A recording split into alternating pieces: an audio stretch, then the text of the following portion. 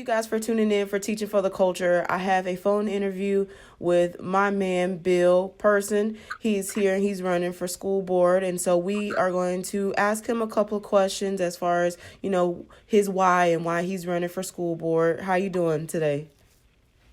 I'm doing fine, Bianca. How are you? I'm doing well. Thank you. Thank you so much for the opportunity to interview you.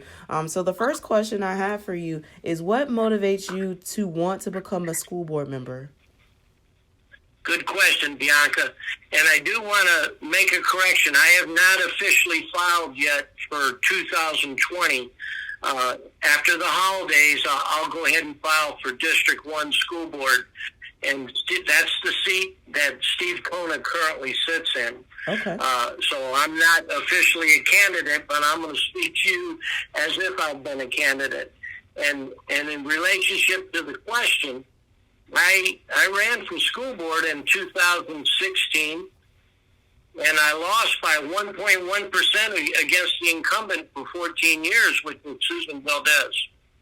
And then I ran again in 2018 because Susan Valdez, when she won that 2016 election, 2 years later she resigned to run for the state house, and Steve Kona got in the race. So I was already running district-wide and District 6, so I switched to District 1 to challenge Steve Kona. So I've run for this seat, District 1 seat, in 2016 and 2018.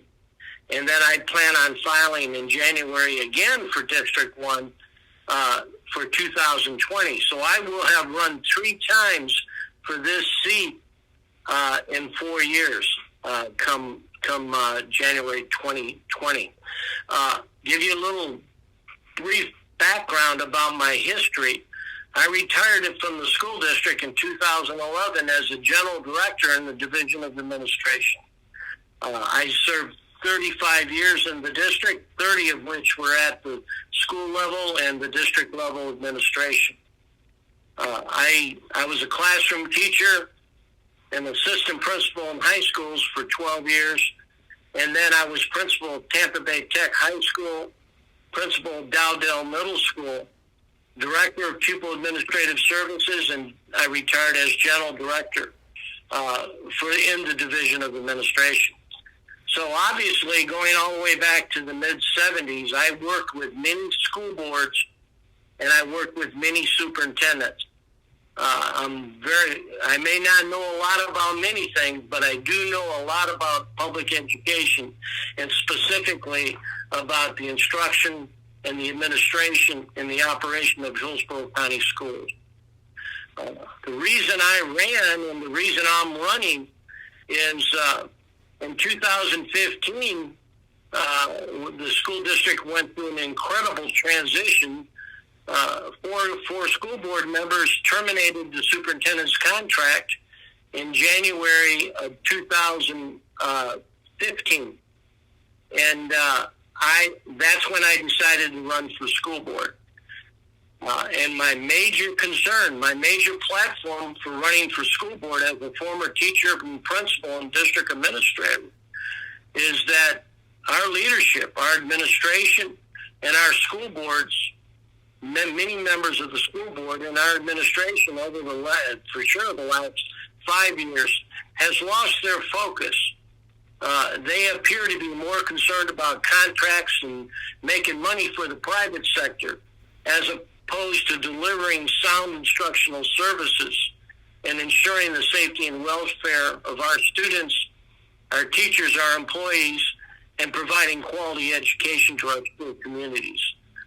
I've seen a major digression in what's happened in our school district, and I think it's possible that if we don't do something soon, as an individual and as a community, we're going to lose what was once a great urban school district. That's deep and very profound, and I want to thank you for all of your service that you've been putting into the school district, and you're very passionate, and I can definitely tell that just from when I met with you. And so I'm thankful that you're putting your hat into this race again to fight for what's right, and that is for our children. My next question is going to be if you can describe the top three objectives when you are elected to the school board, what would those be?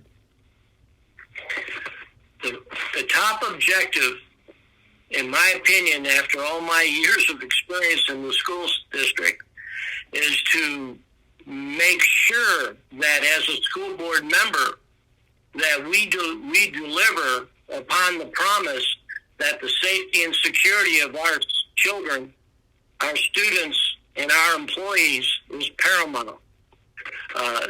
It doesn't, every month or so, you see incredible breaches in the school district on student safety and employee safety. Even the lack of air conditioning in schools over the last few years has a direct result on the environment and healthy environment of a school. Many of our students are prone to illnesses caused by mold and leaking roofs and faulty air conditioning. That's in the safety area. We've had breaches of security for our employees and breaches of security for our students. And you've seen recently at Adams Middle School that we have volunteers working in our schools that have not been cleared for security reasons. So the safety and security of our students and our employees is paramount. That's our first responsibility. And as a principal, I used to tell my parents at open house and tell my parents at meetings when we started the school year is that our major responsibility first is to ensure the safety and welfare of our kids and our employees. The second thing I'm very concerned about is the advent and the pressure from Tallahassee and from Washington, D.C. on undermining public education by underfunding our public schools across the nation, but especially in the state of Florida, while overfunding and pushing for alternatives to traditional public education.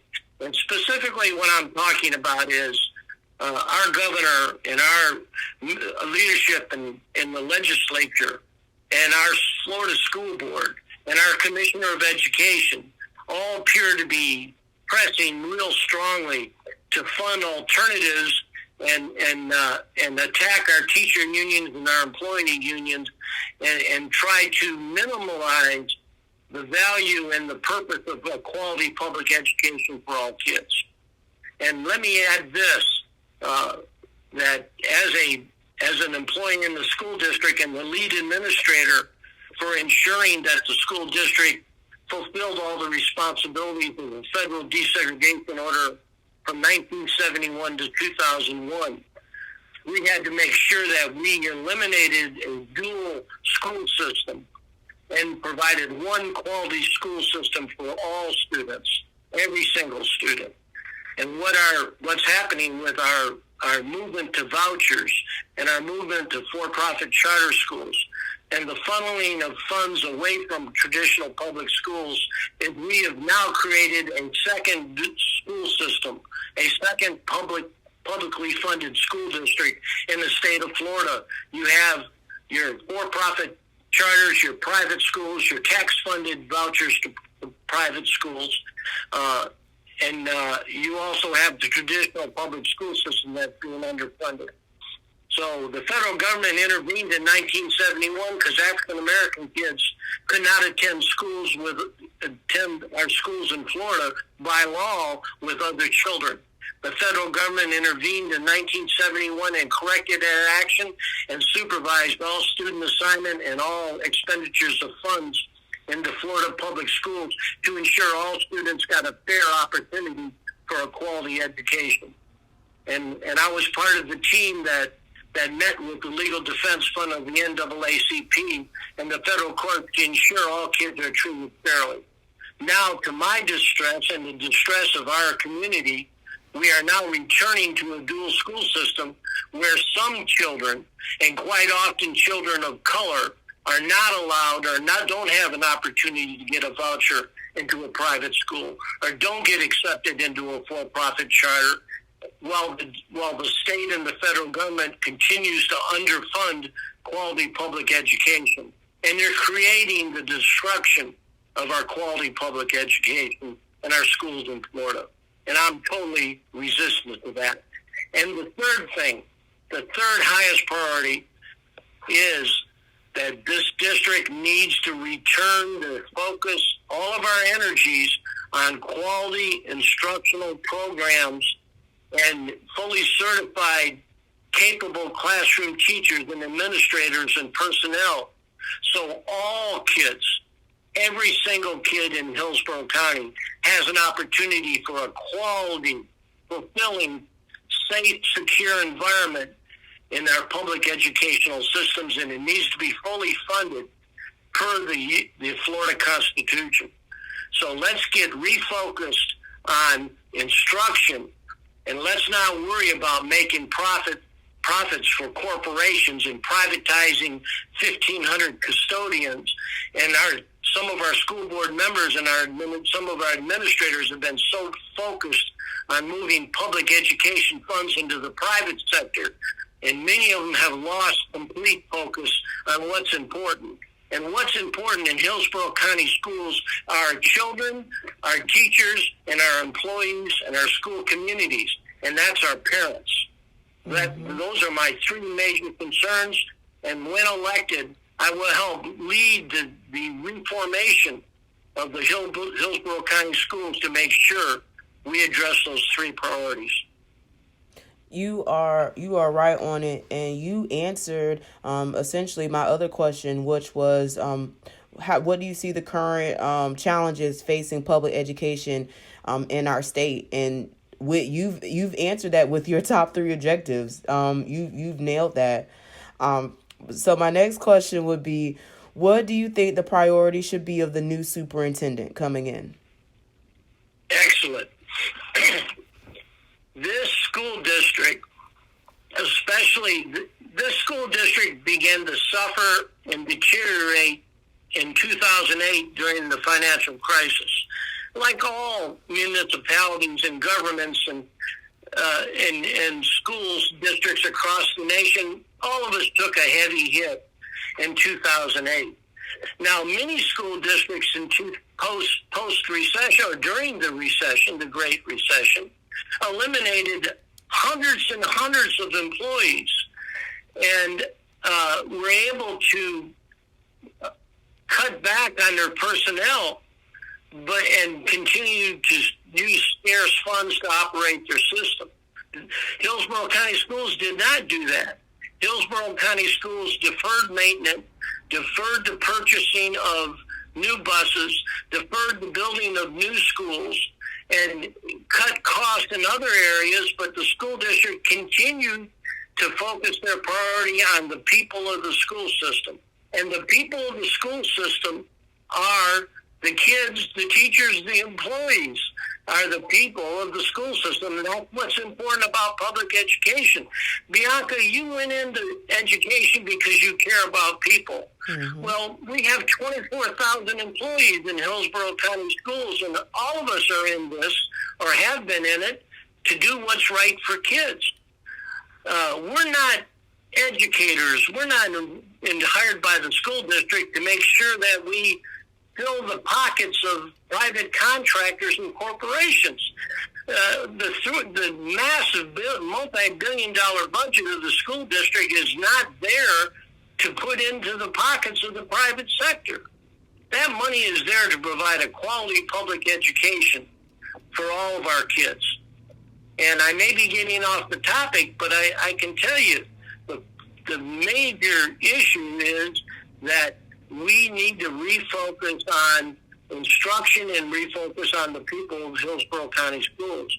Those challenges became acute in 2015 when the former superintendent's contract was terminated, and the four school board members that terminated that superintendent's contract did not do a nationwide search. They immediately grabbed the closest person they had to put into that job, and that was the superintendent, Jeff Akins, who I know Jeff. and I've worked with him for years. We were both general directors together. But Jeff Akins was not the person to lead the school district in a time of crisis.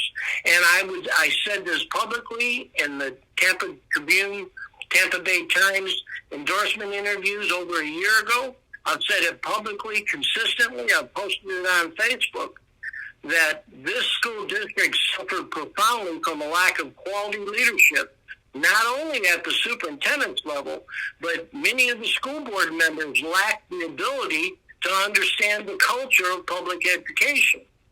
And Bianca, I'll say to you and to our listeners, but Bianca, you and I are educators. Mm-hmm. Many of our school board members do not appreciate nor understand us as professional educators. They don't understand the culture of professional public education. And your superintendent was not the person to be appointed by those board members, and it proved to be true. It just got worse, and it got worse. So what I'm looking for, to answer your question, what I want, and I think our community wants, is a superintendent that's going to provide leadership, is going to focus on instruction, is going to address the issue with the achievement schools, and by all means will protect. A superintendent that will protect the students and the employees of the school district. And at times, that superintendent may have to protect those employees from some of the school board members. I've experienced, and you've experienced, and other people have experienced some very challenged school board members that have been bullies. They've bullied the employees. They've bullied the parents. They've mistreated our employees, and we have a superintendent that's leaving very soon that did not step forward and provide the leadership a superintendent must, and that is to challenge an individual school board members that mistreats an employee. I've seen it happen time and time again, especially since 2015.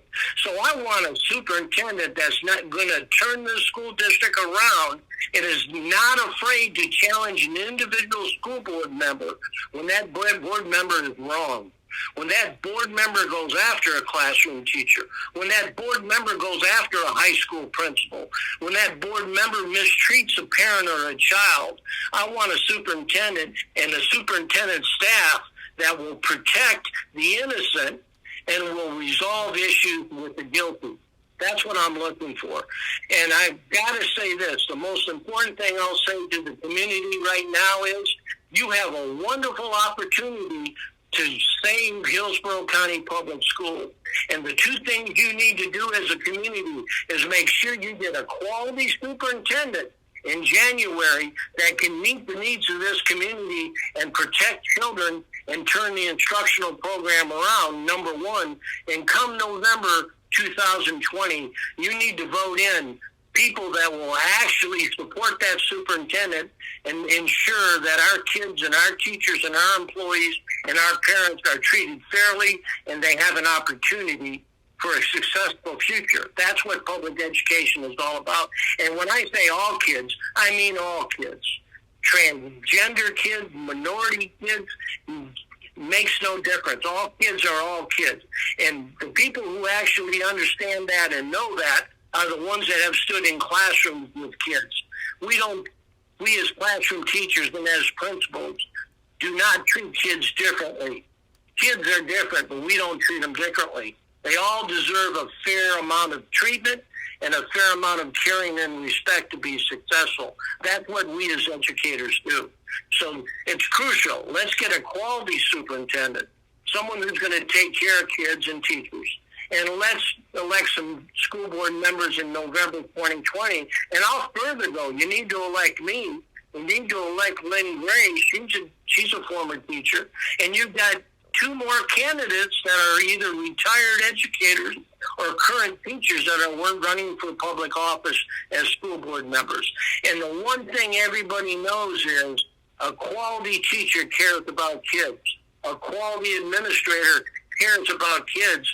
The most important thing they do is ensure the safety and welfare of kids, make sure they get treated with respect, and make sure, above all, they have an opportunity for a successful future in this world due to a quality, free, sound public education.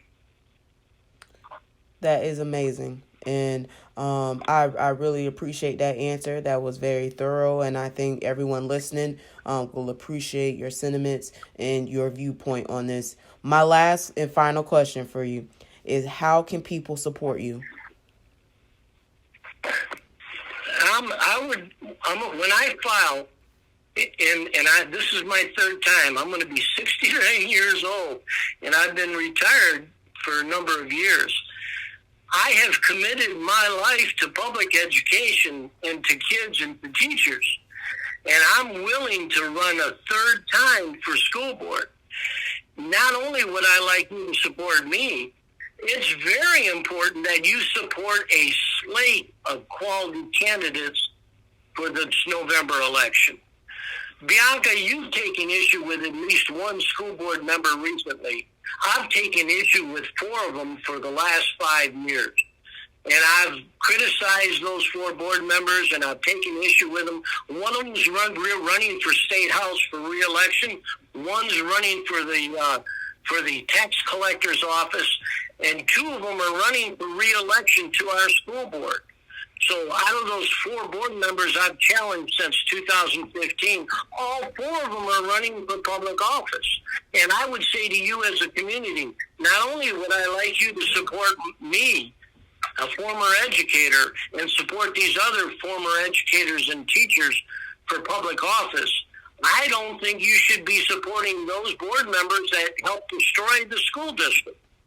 So our problems are not only in Hillsborough County. Our major problem is up in Tallahassee with your legislators,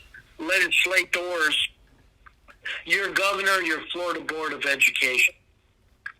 So you can contact me through Gmail, electperson, Person, electperson@gmail.com. You can go to my campaign Facebook page, which is William Person for School Board on Facebook, or you can go to my personal Facebook page, which is Bill Person, Person. When I file in January, I need your support. I'm willing to do this, but I cannot help our children, and I cannot help our students and our parents and our school community and our employees, and neither can these other candidates unless you're willing to support us. And once again, the last opportunity, in my opinion, to save this school district from destruction, both from D.C., from Tallahassee, and from forces within Hillsborough County, is number 1, get a quality superintendent come January, which is a few weeks away. And then let's elect some former educators and people that have proven they care deeply about children come November. If you as a community are willing to do that, you can make sure that children in Hillsborough County for the next 2 decades will receive a quality public education and go on and be successful citizens. If not, I predict to you the demise of public education, not only in Florida, but in the United States, if these anti-public education forces are not checked, if they're not challenged. I'll challenge them. I've challenged them in 2 campaigns. I'll challenge them again in 2020. And I know my fellow educators running for school board will do the same thing. We're willing to challenge these anti-public education forces. And all of you know those anti-public education forces exist. And the last thing I'll say is, if you question the credibility, if you question the value of a candidate, especially for your school board, do yourself and do us all a favor. Go to the Supervisor of Elections website, Greg Latimer, and look at where their campaign donations are coming from. If they have multiple checks coming in from corporations in the private sector and none from people, or very few, if they're taking money from for-profit charter management corporations, if they're taking money from voucher corporations, I would be reluctant, if I were you, to support them or vote for them for school board. Your decision come November 20, 2020 directly affects the success of this school district and directly affects your children and grandchildren and the kids in our community, their chance at a quality education. I went to public schools. I went through the military and served during the Vietnam War. I went to school on the GI Bill. And fortunately for me, I became an educator. All of that was possible because I got a free, quality public education. If we take that away from our children in Florida, we have committed a sin that we can never recover from. You're right. You're right. And so I want to thank you for taking the time out of your day to speak with me and speaking to the public in regards to you running for office. And I thank you for your time and your service and your love that you have for our children. Thank you, Bianca. And I greatly appreciate this opportunity to tell you what I really think. Well, until next time, folks, thank you again for tuning in to Teaching for the Culture. And this is your host, Bianca Goolsby. And until next time, peace.